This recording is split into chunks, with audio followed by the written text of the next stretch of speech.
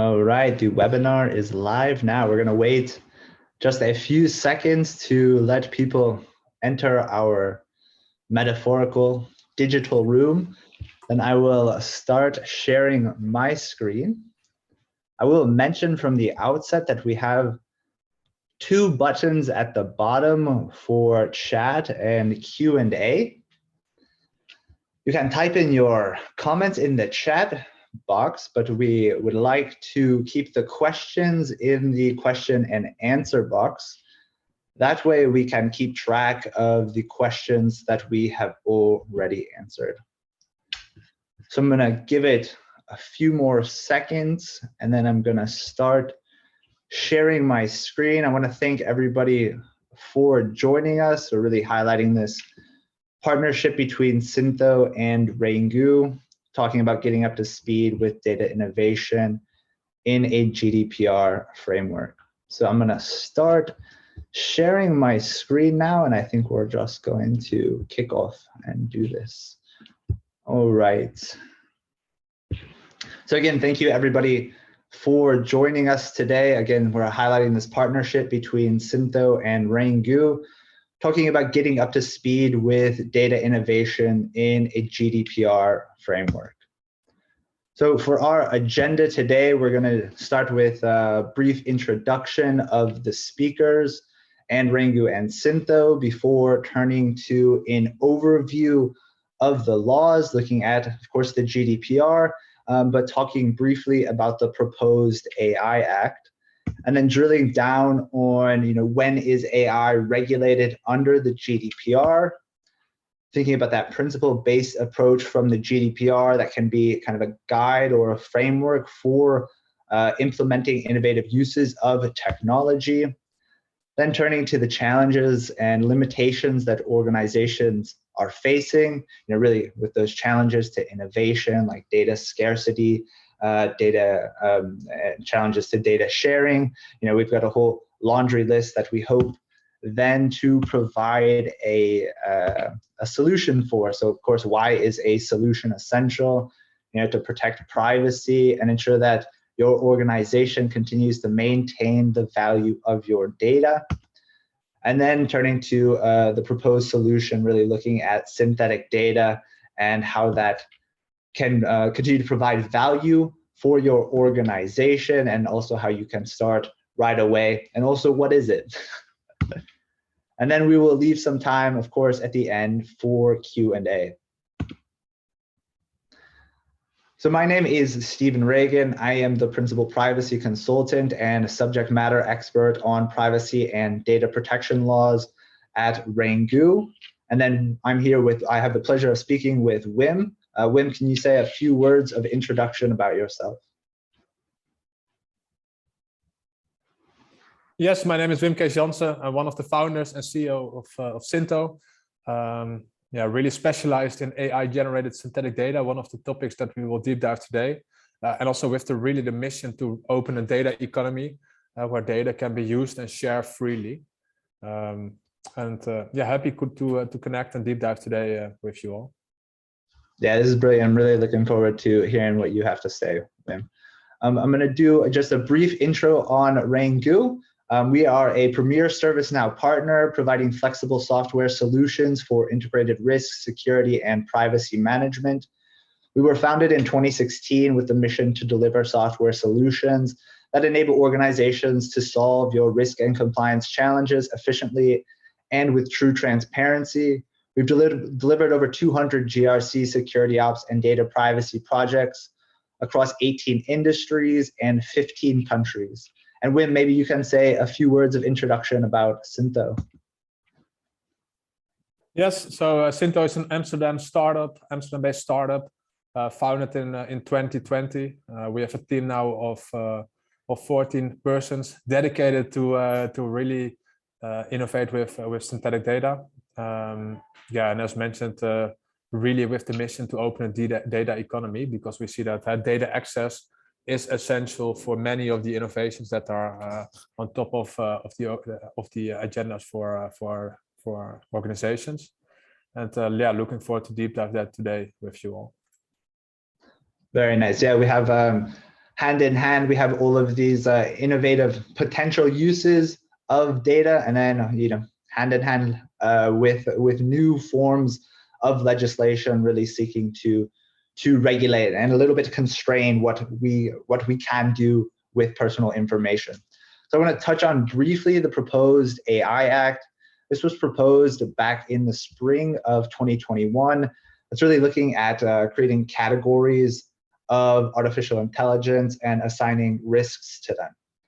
So at the top risk category is this unacceptable risk. And some examples of this are like manipulative or exploitative systems, real-time biometric ID in public spaces by law enforcement, or social scoring, for example.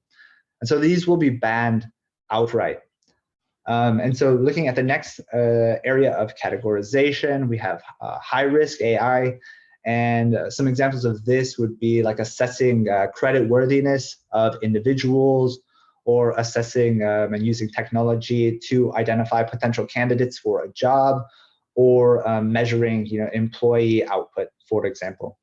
And so these will be subject to strict obligations, drawing on some of those things from the GDPR, like the Data Protection Impact Assessment. So we see really the implementation of a lot of risk assessments, so assessing the risk of your technology, and then implementing mitigation systems in place. High-risk AI will also be required to register with an EU database, and all of this before organizations can go to market with their product.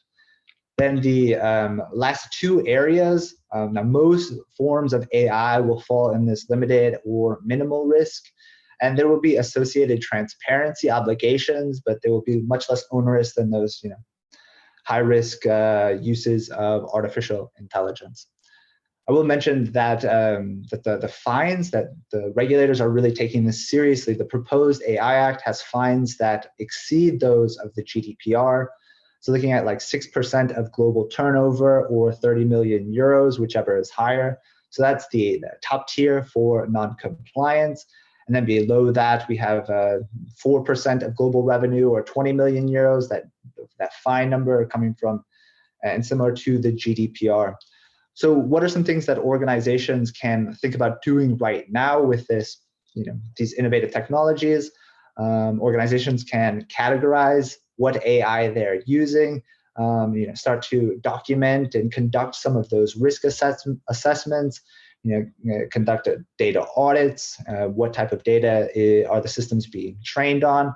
And again, so really like documenting that and laying out a trail of decision making and thinking that then you can demonstrate to the supervisory authorities. And each member state will also will have a supervisory authority as it is currently under the GDPR. So with that, I want to turn from the proposed AI Act to look at the General Data Protection Regulation. So again, the GDPR is a principle-based approach, and there are over 80 articles that organizations have to comply with. And one of those key aspects, as I've mentioned in the proposed AI Act, is the transparency requirement. This is also a principle under the GDPR, and one way for organizations to take care of that is having those privacy notices laying out all of those requirements from Articles 13 and 14. Why is the data being processed? How is it being processed? How long it will be processed for? What is the legal basis for processing that data, as well as laying out those data subject rights. So again, the GDPR is really focused on trying to give individuals control and agency over the uses of their personal information in this digital space. As I've mentioned, the lawful basis, organizations need one in order to process personal information. Those are laid out in Article 6, and there are 6 of them, from consent to legitimate interest, or on the basis of a contract. If organizations are processing sensitive information, then they will need an additional legal basis under Article 9. And sensitive information, for example, is processing personal data related to like race or sexual orientation or biometric information. Organizations under the GDPR also have to keep those records of processing activities, again, documenting their processing activities, what they are doing with the data. And in some situations, conducting data protection impact assessments. So assessing the risks of the processing activities to the rights and freedoms of data subjects, balanced against the benefits to the organization. And of course, provisions related to data breach. Now, looking at what type of information is regulated under the GDPR, it is personal data. So this is information related to an identified or identifiable natural person. And processing is basically anything you can think of to do with personal information, from collecting it, recording it, storing it. You know, if you're using personal information to train your artificial intelligence or machine learning technologies, then you fall under the scope of the GDPR and have to comply with all of those articles and with the principles that I've mentioned. I will note that the GDPR, again, only concerns personal data. So this is information, again, related to an identified or identifiable person. So thinking about birth dates, IP addresses, names, email addresses, etc. If we can de-identify that data, we're going to present this as a solution when I hand it over to Wim. There is the potential that synthesizing that data then takes it outside of the scope of the GDPR, kind of freeing up organizations and their uses of personal information. I will mention quickly that adaptation and alteration, here this definition of processing, also applies to synthetic data. When you are synthesizing data, you are altering the personal information. And then in essence, you will also need a legal basis in order to conduct that type of activity. And perhaps for Syntho, for that organization, their lawful basis will be a contract with another organization. But the original organization with that personal information trying to convert that data, I will highlight that legitimate interest might be a really good avenue for organizations to go. On the one hand, you are de-identifying that data, really limiting the risks to the data subjects. And on the other hand, the businesses are benefiting by, again, opening up the vista of what they can do with personal information. So in some sense, it could really be a win-win. So now I want to briefly go through the principles of the GDPR, again, kind of laying out this framework for ways for organizations to think about innovative uses of technology. So the first principle is lawfulness, fairness, and transparency. As I've mentioned, all of the principles, they are listed under Article 5 of the GDPR. And this first principle requires that data must be processed lawfully, fairly, and in a transparent manner. I've already kind of run through some of those things that have to be included in the privacy policy. I do want to highlight this challenge for organizations using artificial intelligence and using machine learning and conveying the logic and the decision-making of those processes in a manner that individuals can understand and then are able to make informed decisions about the uses of their technology. I think this is a really big hurdle that organizations have to get over when they're thinking about using these innovative forms of technology. So the second principle I want to mention is purpose limitation. This means that the personal data must be collected for a specified, explicit, and legitimate purpose, and not further processed in a manner that is incompatible with those purposes. So this limits what organizations can do with that personal information, especially unforeseen processing activities that provide value. One question that organizations then have to ask related to this principle is your new processing similarly related to the original purpose? This is an open question for organizations.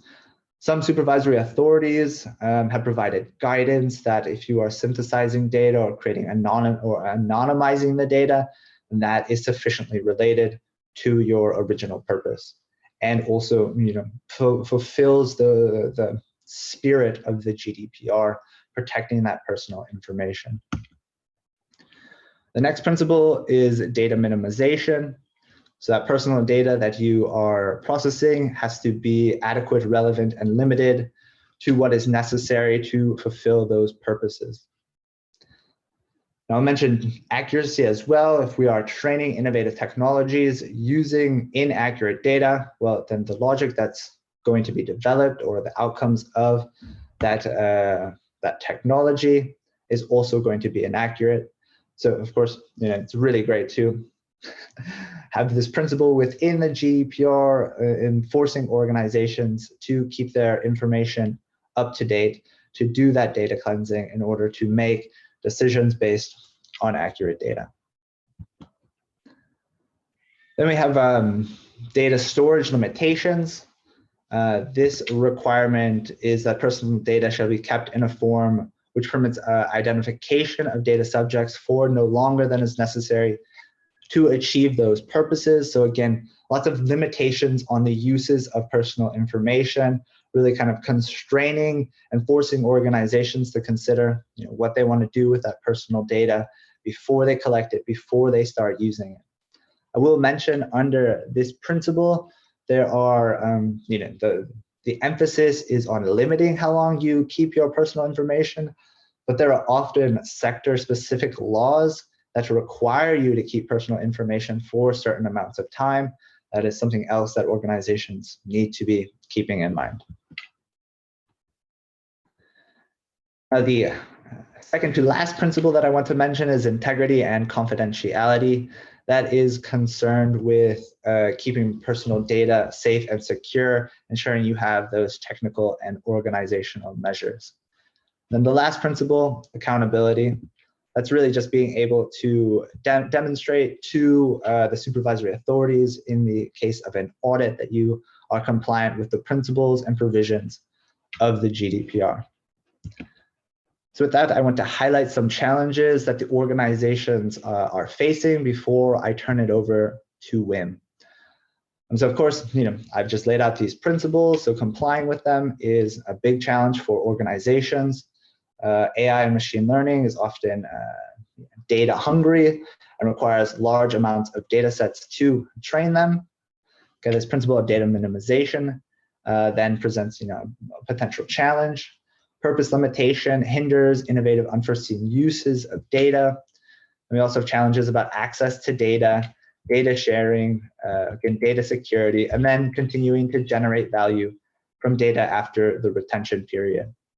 So I've kind of tried to lay out some of the basic requirements of complying with the GDPR while also using and developing innovative forms of technology, highlighted some of these challenges. And with that, I want to hand it over to Wim to give us some solutions to some of these difficulties.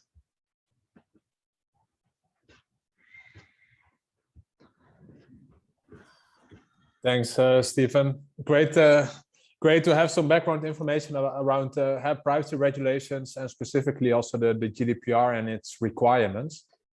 And I think many of the challenges are already highlighted by Stefan's part about privacy and GDPR. And that was also really the starting point for Sinto, because with challenges, solutions are essential to actually overcome them. And that's one area to explore today, and specifically the area of synthetic data generation. And to start with that, let me quickly recap the challenges that were already highlighted. So getting access to data takes ages due to the principles, the risk assessments, the legal contracts that are required by the GDPR. And I think one solution that we typically see is classic anonymization techniques, but they basically destroy your data, making them not really suitable for analytical purposes. And I think it's great to quickly go over that as well during this webinar. And finally, existing solutions are not scalable because they work different for each data set and for each data type, making it a really manual process where discussions typically are the day-to-day work. And this is really the starting point of Sinto. A strong data foundation is essential to realize innovations with easy and fast access to high quality data. And this is basically what we want to achieve, right? So we want to make sure that we can innovate with data, for example, with AI, machine learning, business intelligence, but on a privacy preservative way. So we want to make sure, ideally, that your innovation manager and your compliance officer will become best friends. And that's really our mission. And before diving into synthetic data, let me quickly also illustrate classic anonymization techniques. Because what we typically see is a couple of disadvantages there if you talk about data-driven innovation with AI. And so a couple of examples that we see in practice is generalization. So someone is 27 years old, and with anonymization, you are going to place that person in brackets between 25 and 30 years. The second example is suppression or wiping. So you have an identifier and you're simply going to remove it from the data. And you have pseudonymization. So you have a name or a city and you replace it by a code or a hash. And you have row and column shuffling. So first you have an aligned data set and then you shuffle it around. So I think the first thing you notice is that each of those techniques, for each data type, you need a different technology to anonymize your data. That's really the first disadvantage, making these solutions not really scalable because you always have a discussion about how to apply them in practice. A second one, it is a manipulated version of the original data set, but it stays the original data, and thereby you always have a one-to-one relationship. And especially with all the open data sets and technologies, you will always have a privacy risk there. And I think the final one, how you basically destroy your data. And that's really not what you want if you want to do analytics, because then you end up in the garbage in, garbage out principle. And then you get challenges around your data accuracy, which is actually also one of the principles of GDPR. And typically this introduces a trade-off. So you have always, you can achieve privacy protection by applying classic anonymization techniques.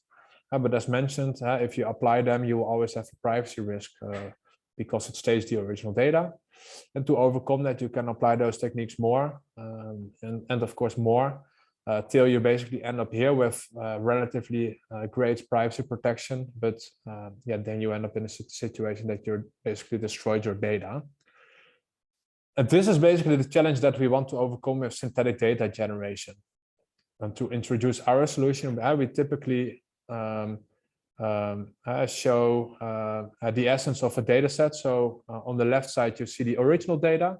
It's a data formatted with rows and columns. We have our Synto engine. It's an AI algorithm. It's trained on the original data to learn all statistics, patterns, and relationships that are in the original data set. And thereafter, it's able to generate completely new data points. So call it dummy data, fake data, artificially generated data. But the key difference is that we apply AI to form those synthetic data points in such a way that we preserve the statistical patterns, relationships, and statistics of the original data set, and actually to such an extent that you can use the synthetic data for analytical purposes. And one question that we always receive is, okay, what's the data quality of the generated synthetic data? And to demonstrate that, we always generate a data quality report where we compare the original data with the synthetic data. And here we see some of the highlights there. And here we see in gray the original data and in blue the synthetic data.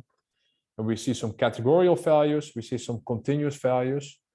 And when we zoom into them a bit, we see here that when we compare the original data with the synthetic data, we see that the patterns are really similar, both for categorical values and continuous values.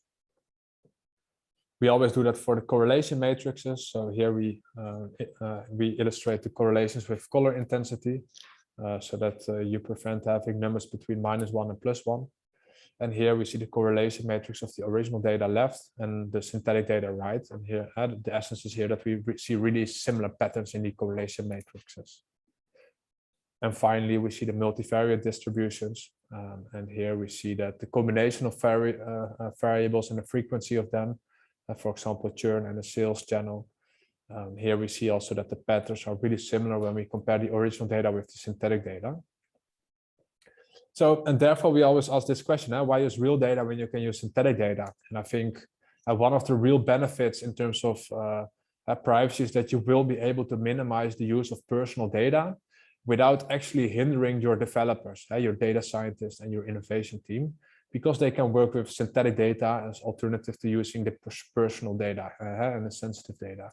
So this is really a solution to be able to comply with the data minimization principles without hindering actually your team. And second, you can unlock personal data. Typically, you have data sets that are restricted for being used, and you can unlock them with data synthesization.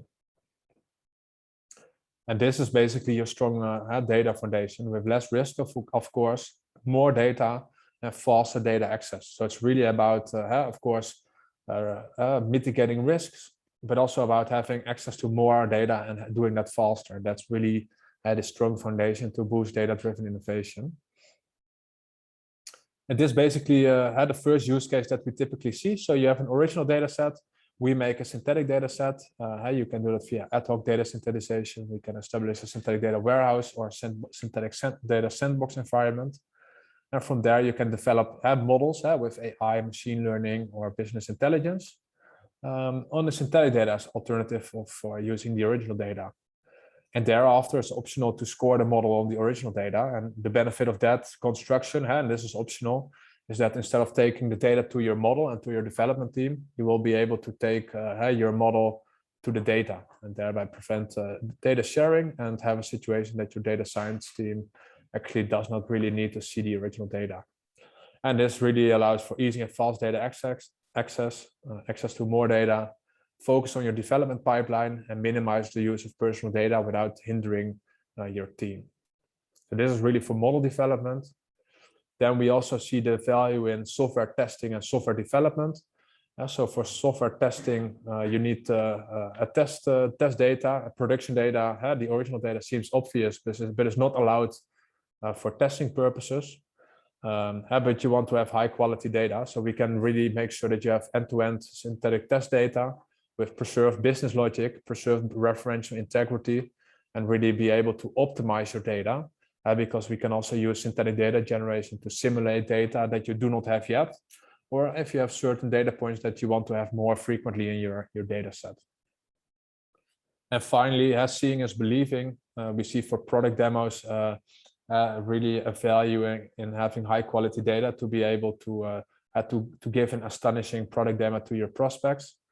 And here we can also make sure that you have glossy data for the perfect first impression in a situation that works easy and fast without manual work and without data errors that we see typically as a result of data generation by hand.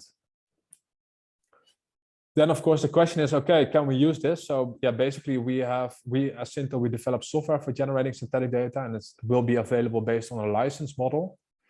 I think one of the value drivers that we support is that we can deploy within your environment. So we can deploy our software solution, install our software solution on-premise or in the private cloud environment of customers. So if you work on AWS, we can make sure that we deploy our solution within that safe cloud environment. And finally, easy connect. So we can connect our solution to flat files, but also to databases and software applications. So easy license, easy deploy, and easy connect. And basically with our solution, we are supported by top players, Think Capital with the Dutch Security Tech Fund. We are part of the IBM Hyperprotect Accelerator program, focusing on cybersecurity tech, and the NVIDIA Inception program, focusing on AI solutions. So I think that basically results in this question. So why use real data when you can use synthetic data? We are Synto, and we make sure that you have easy and fast access to high quality data. And I think this is also the moment to start with some Q&A, if there's any, of course. Brilliant. Thanks for that, Wim. I know I have a bunch of questions, and I'll start, I guess, with some from the audience first. So the first one is the data deleted after you convert it? So the original data is basically not deleted, but that's basically up to the organization itself. That is an option, but typically see that there's of course a value of preserving the original data. I think the value is really have a synthetic data generation that you will be able to minimize the use of that original data. So only use it when strict necessary, and software testing and developing of models, demo your solution. Those are typically use cases where you need high quality data, but which you can do with synthetic data instead of the original data.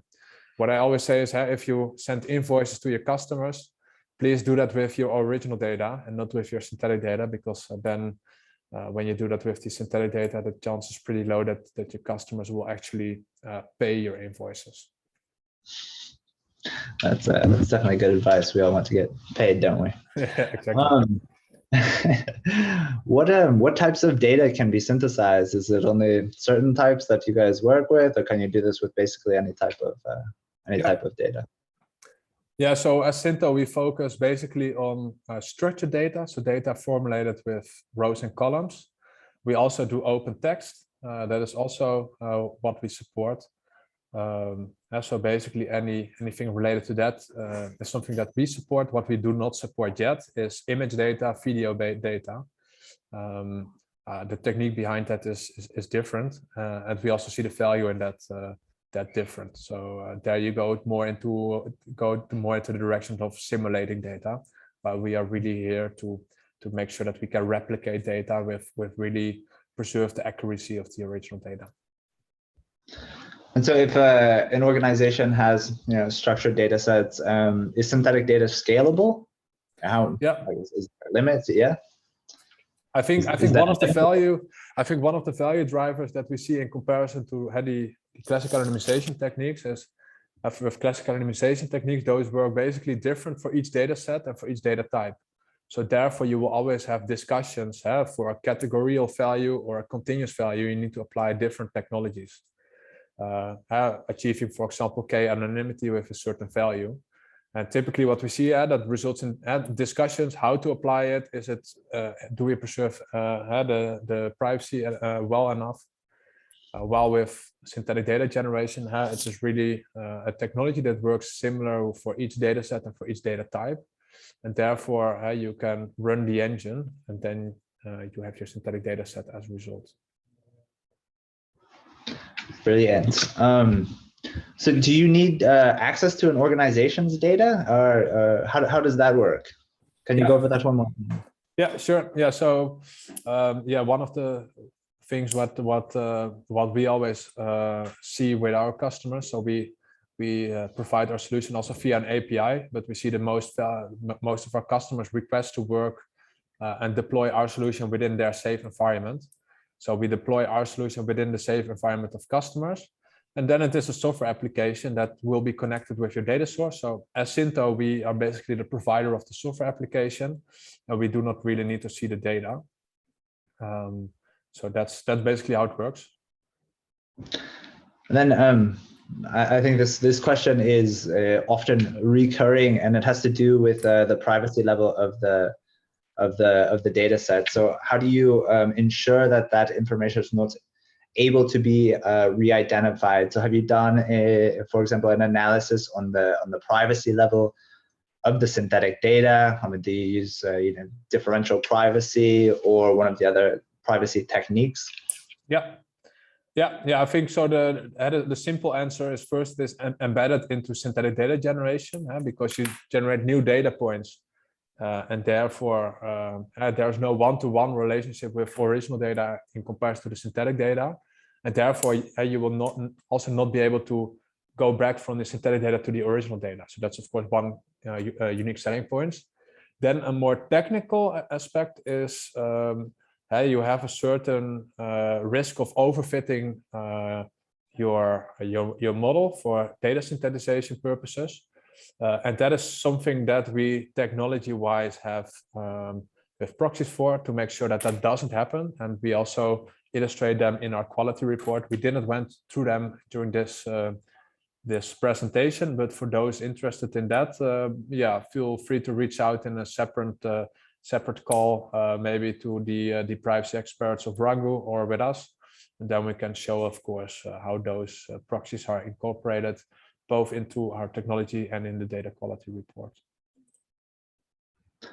And then do you have maybe any advice for organizations who are trying to convey the complexity of synthetic data to, you know, maybe data subjects, so in the privacy policies or something like that? What do you suggest that organizations say? Like, they get the personal data, something magical happens, and then you get synthetic data, something like that.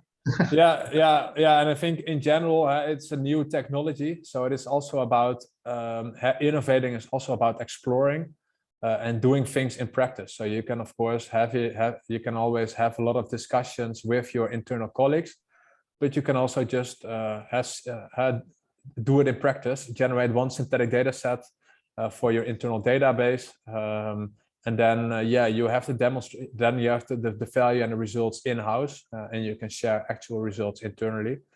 That's something that we typically support as well, more as in a proof of value situation, to make sure that you have the knowledge, the data, and expertise to proceed. That is something that can be done, of course, via Rango or via us, to make sure that you have the knowledge. Maybe then that's something to ask via the Rango team, or the synthetic data in practice. Then that might be something for us. And I always like to say, just start exploring it, because you can do a lot of conversations internally about it, but typically that takes a lot of time as well and doesn't bring you that much further.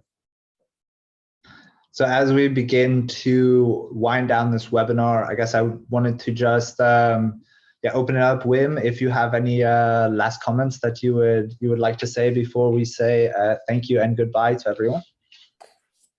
Yeah, I think I would like to thanks all for dialing in, of course. Looking forward to receive your feedback, of course. So I think that's interesting for all of us. Feedback is important going forward. Looking forward to see your thoughts, opinion, suggestions. Can do that via one-on-one, or share that with me via email. I think that will be highly appreciated. Thanks all for dialing in. And if there are further questions, feel free to reach out to us, of course, and then we can take it from there. Excellent. Well, it's always a pleasure to get a chance to speak with you and to do these webinars with you, Wim. I appreciate you and Sinto partnering with us at Rango. And then a last thank you to everyone for dialing in, and I hope you have a good rest of your Tuesday and a good rest of your week, and we look forward to hopefully interacting with some of you in the future. Thanks again. Bye. Bye all.